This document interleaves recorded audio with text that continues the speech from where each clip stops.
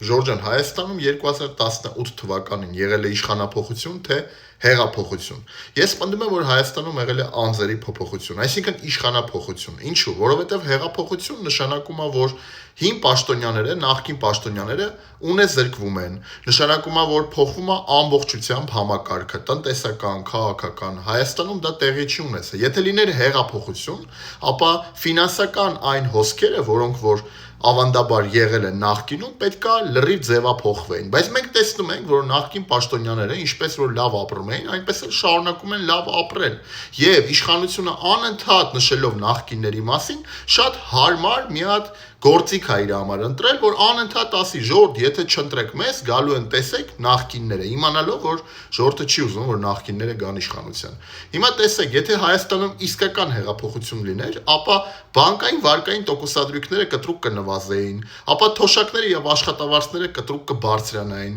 ապա շատ ու շատ կլինեին խորքային, համակարգային փոփոխություններ, բայց չի եղել նման բան։ Ուղղակի ինչ է փոխվել։ Փոխվել է այն, որ բացի նրանից, որ նախկին իշխանությունները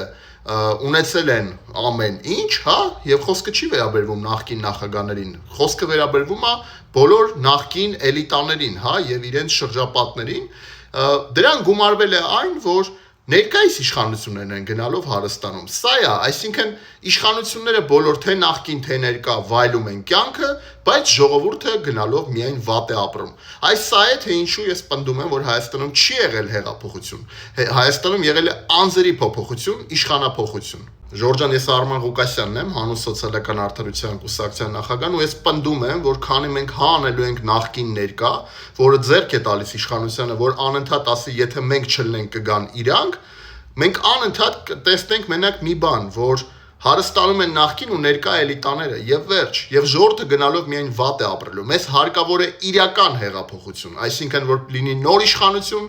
նոր ընդդիմություն, առհասարակ նոր խաղի կանոններ եւ համակարգային խորքային փոփոխություններ։ Այո, բանկային վարկային տոկոսադրույքների նվազեցում, թոշակների բարձրացում, աշխատավարձների բարձրացում, նպաստների բարձրացում, առողջապահության ոլորտի խորքային փոփոխություններ, առհասարակ պետական կարևոր նշանակություն ունեցող օբյեկտների հենց ժողովրդի ձեռքը անցնել է իրականում ազգայնացում, հա, այսինքն այն, ինչ իրականում բխում է